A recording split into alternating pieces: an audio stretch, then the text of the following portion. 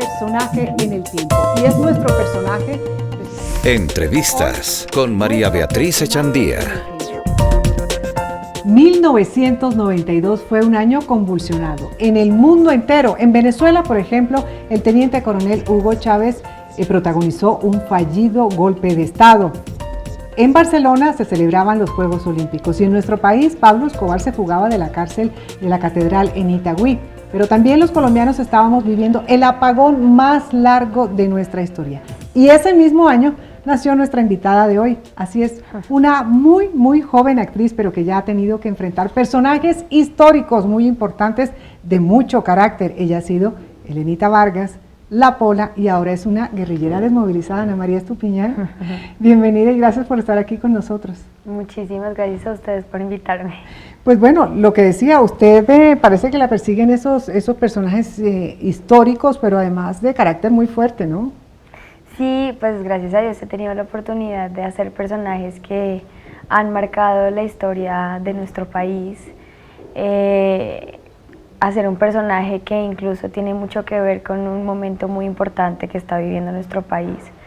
Entonces sí, me siento como muy privilegiada de poder hacer personajes que pues no simplemente entretengan, sino que dejen algo en los corazones de Colombia. Eso es cierto, o sea, los personajes han sido unos papeles muy fuertes, muy representativos y para muchas personas trascendentales, pero en el fondo usted en su casa es una niña consentida, ¿no? Sí, soy la tercera de 4 hermanos. Pues mis papás siempre, digamos que nos han apoyado muchísimo con nuestros sueños, con nuestras metas. Mi papá, por ejemplo, es mi manager, entonces digamos que sí hemos tenido el apoyo y yo pues sigo siendo muy consentida, todavía vivo con mis papás. Pues ahorita que estoy en Colombia estoy con mi hermana, pero pues sí, sigo siendo una niña normal, consentida, que extraña a sus papás. Por supuesto, además que es muy joven, pero todos hablan de su madurez a pesar de su juventud, tanto en su vida personal como en su trabajo, eso lo dicen sus compañeros y sus directores. Esto de pronto tiene que ver con como que empezó tan joven que incluso le tocó educarse por sí misma en su casa. Usted nunca estuvo en un colegio, sino que como esos niños que empiezan tan jóvenes en este medio les toca aprender un poco en casa, ¿no? No, sí, estuve en colegio. Ajá. Yo estudié en colegios presenciales hasta los 11 años, por ahí, como 11, 12 años. Entonces, pues sí, tuve también como esa oportunidad de compartir con otros niños, los profesores, la disciplina, todo ese tipo de cosas. Pero también yo soy de las que piensa que muchos papás le dejan la responsabilidad de la educación a sus hijos. Y es responsabilidad de ellos. Creo que realmente yo soy lo que soy y he aprendido y he madurado, por decirlo así, porque me falta mucho también por hacerlo. Gracias a lo que he visto en mi casa, a lo que me han enseñado mis papás, a los valores y principios que he conocido en mi hogar y pues también de la gente que me he rodeado. Siempre le escuché a un amigo pastor que decía que los amigos son los que determinan tu futuro. Así que creo que también es importante saber de quién se rodea uno y eso también va a marcar la persona que uno va a ser en el futuro. ¿Y cómo escoge usted a sus amigos? Porque desde tan joven a veces hay imágenes o personas que engañan, ¿no?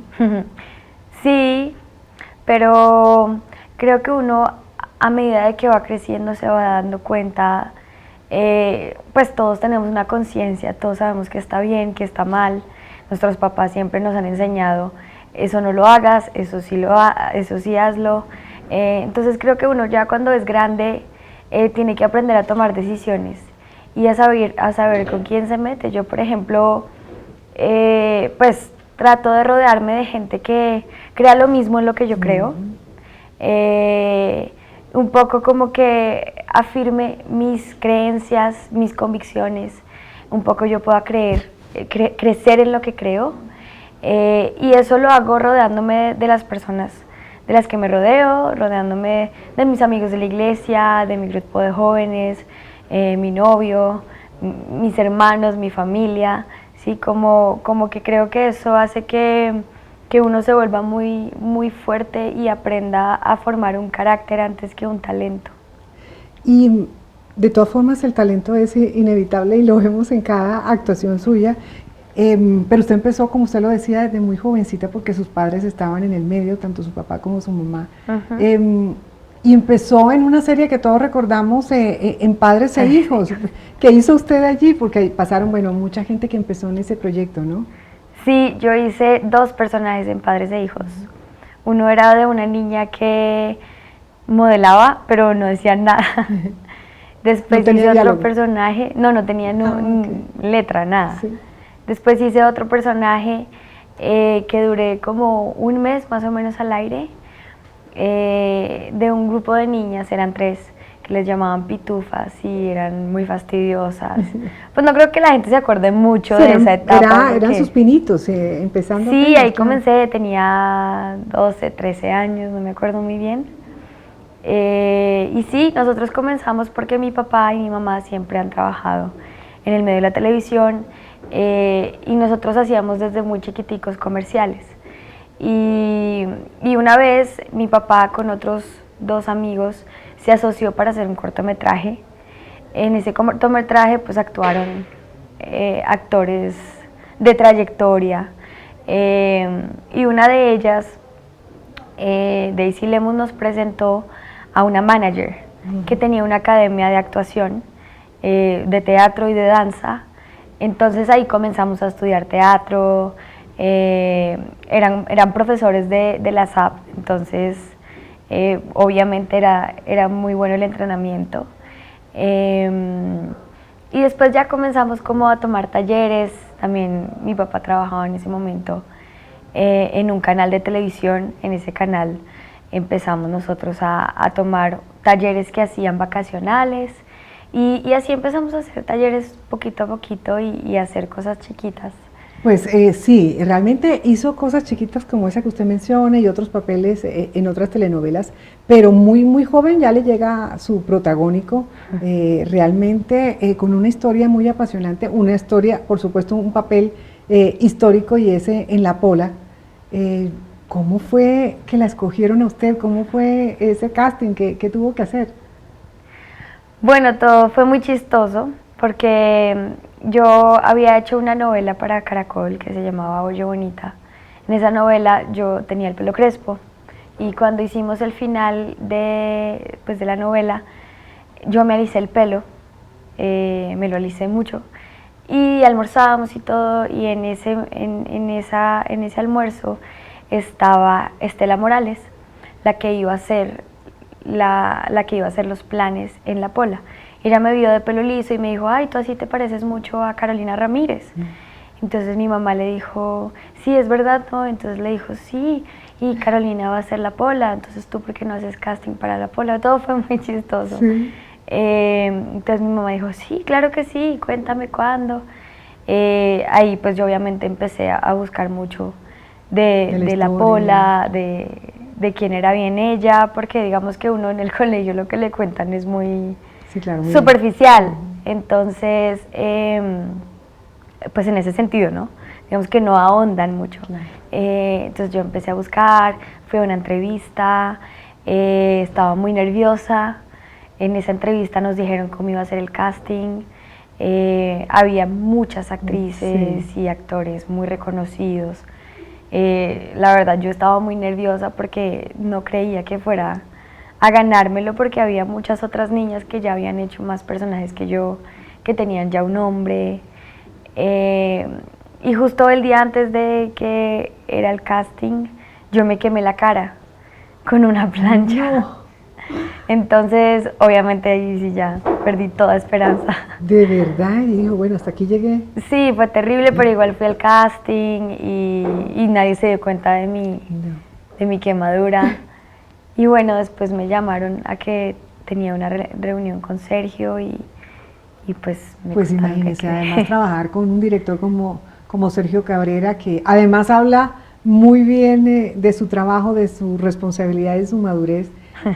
Pues eso es por decirlo, pues un muy buen comienzo para una actriz. Y luego hablaba yo de ese año convulsionado en el que usted nació, 1992, Sí. y bueno, toda esta historia y este momento histórico, como usted lo dice, que está viviendo en nuestro país, y viene esa propuesta de hacer ese papel de Belki, que realmente es un papel también difícil, no solamente por el entorno del tema, sino también por el carácter de la protagonista, ¿no? Sí, pues digamos que cuando a mí me comentaron del casting y leí un poco la sinopsis, me pareció muy interesante, porque nunca había hecho un personaje así. Yo digamos que siempre había querido ser un personaje en el que tuviera que tener un entrenamiento físico, entrenamiento de armas, todo ese tipo de cosas que me parecía muy interesante aprender. Y cuando vi este personaje y sobre todo un poco lo que quería hablar, me pareció muy interesante, porque no me acuerdo de haber visto una serie o una novela o incluso una película en la que se basa en la vida de una persona que, habiendo vivido lo que vivió, quiera seguir adelante y tener una... Con tantos obstáculos, con tantas cosas difíciles que cualquiera podría quebrarse. Exacto. Y sobrevivir a todo eso y salir adelante, realmente lo deja uno impactado, ¿no? Sí, entonces eso me pareció muy interesante, creo que me exigía a mí mucho como actriz. Siempre me han gustado los retos, así que hice el casting, pues demoraron un tiempo en llamarme, hasta que por fin me llamaron, me dijeron que había quedado. Yo no estaba aquí en Bogotá. Además, pero... porque usted estaba haciendo otros planes, ¿no?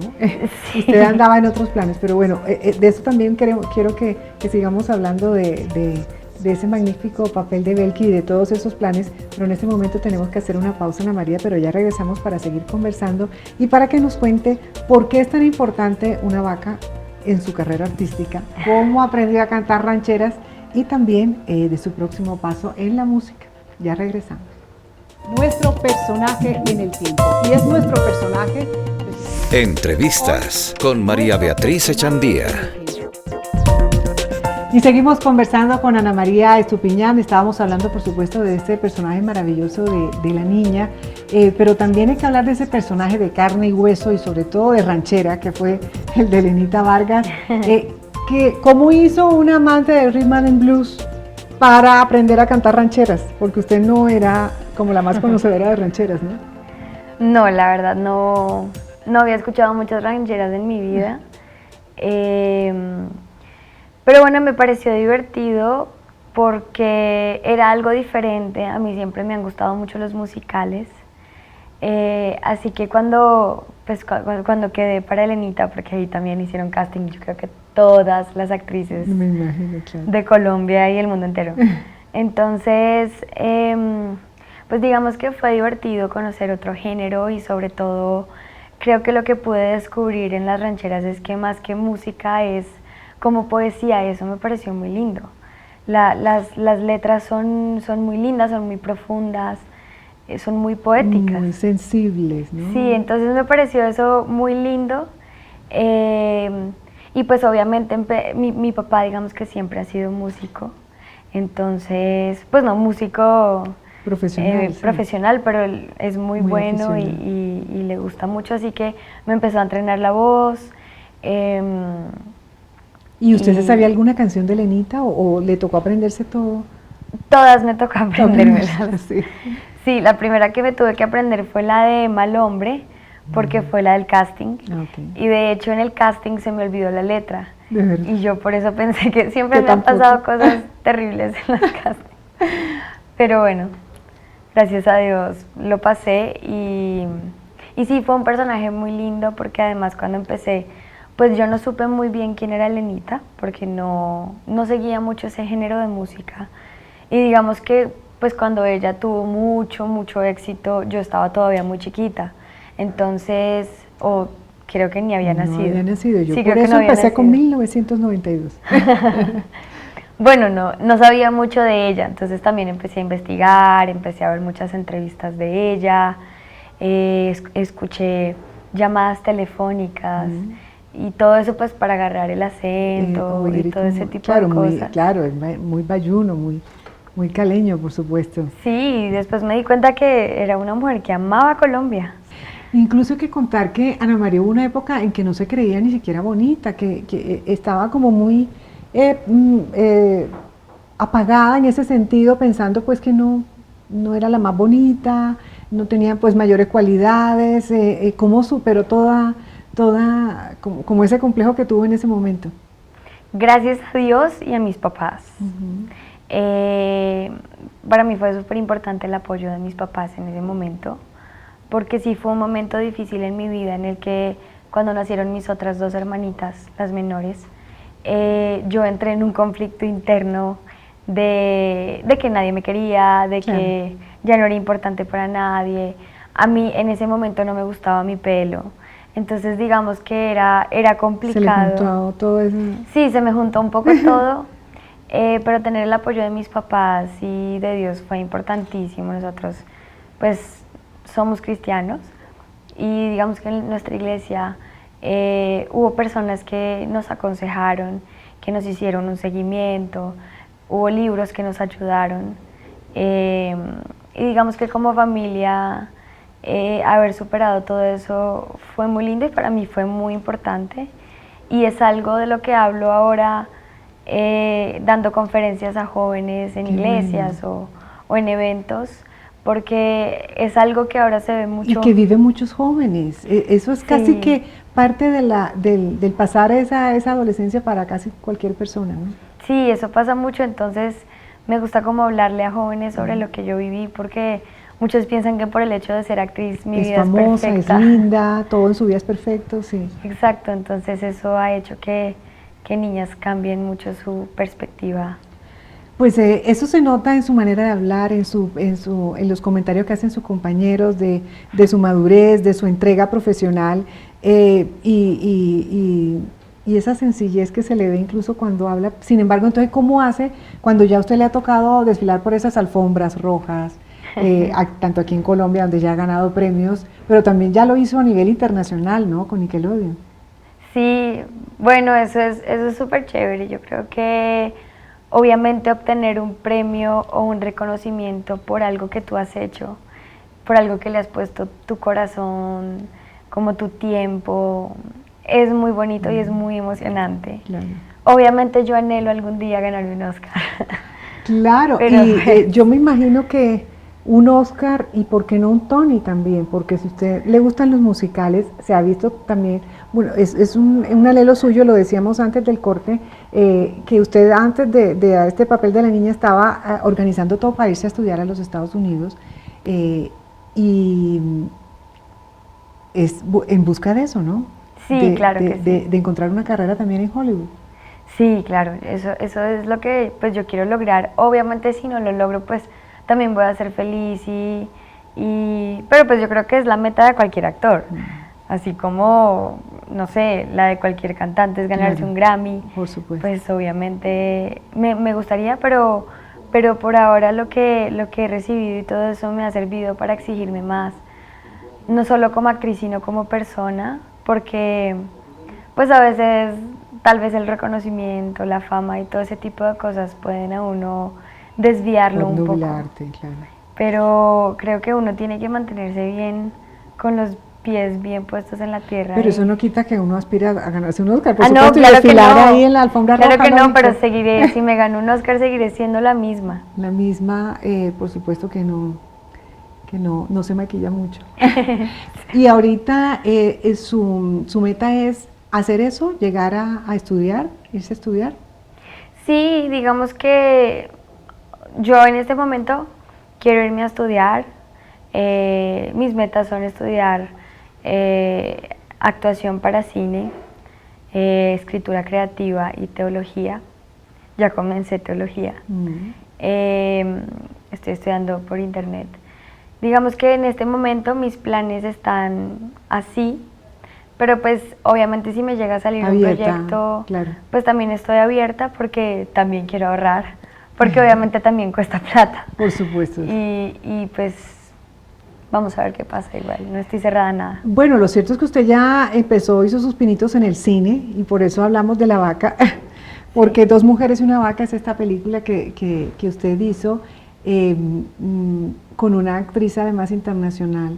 Y es un proyecto independiente que es muy importante para una actriz que está empezando un proyecto independiente, ¿no? Sí, bueno, Jennifer Lawrence comenzó así. Esta película, Dos mujeres y una vaca, creo que ha sido de los guiones más lindos que yo he leído y que definitivamente me enamoró cuando lo leí. Me pareció un guión demasiado bien contado, demasiado bien escrito, describe a nuestro país como lo más hermoso. La rodamos en el Huila, que además tiene unos paisajes preciosos. Y trabajar con una vaca fue muy divertido, la verdad. La vaca era hasta más diva que quién sabe quién. De verdad. Sí, pero ponía mucho problema la vaca, ¿o no? Era una diva la vaca en la producción, ¿o no? Sí, la vaquita se llamaba Diana. Y sí ponía bastante problema. Cuando no quería rodar se echaba y no había quien la parara. Le tenían un veterinario que le tenía, la vaca estaba como una estrella de Hollywood. O sea, le faltaba como el tráiler y ya.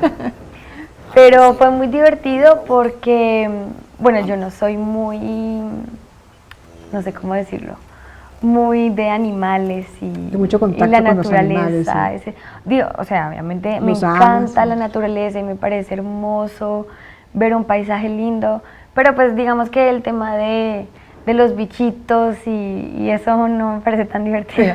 Entonces también para mí como persona fue un reto absoluto. Y también por el entorno, porque Sí. es decir, el paisaje es muy lindo, pero es un entorno, es un clima difícil, ¿no? Sí, yo andaba con repelente, yo soy alérgica a los repelentes tradicionales, no sé por qué, pero andaba con repelente de militar y todo, para las garrapatas, y tenía botas pantaneras hasta que grababa.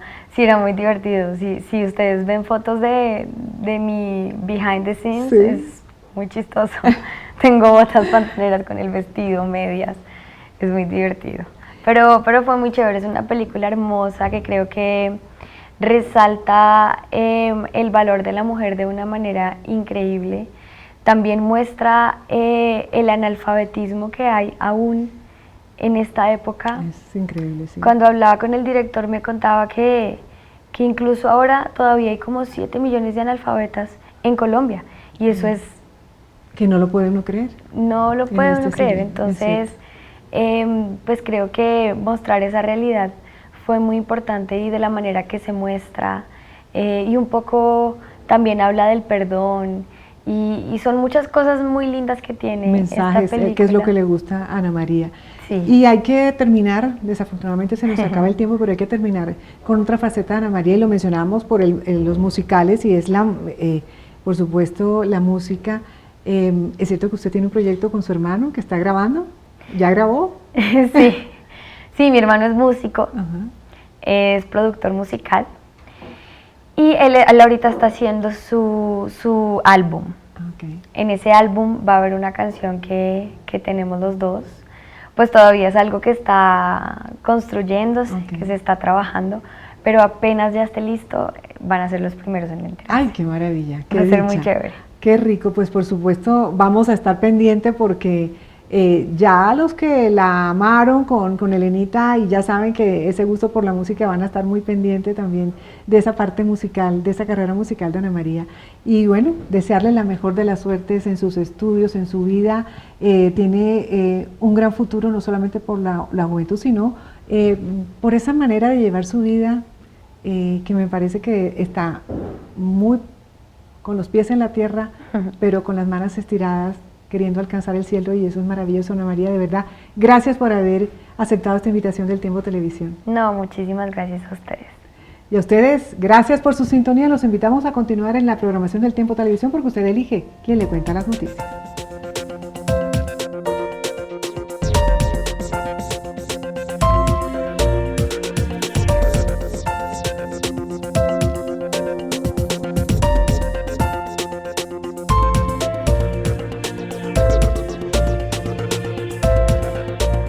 Nuestro personaje en el tiempo. Y es nuestro personaje. Entrevistas con María Beatriz Echandía.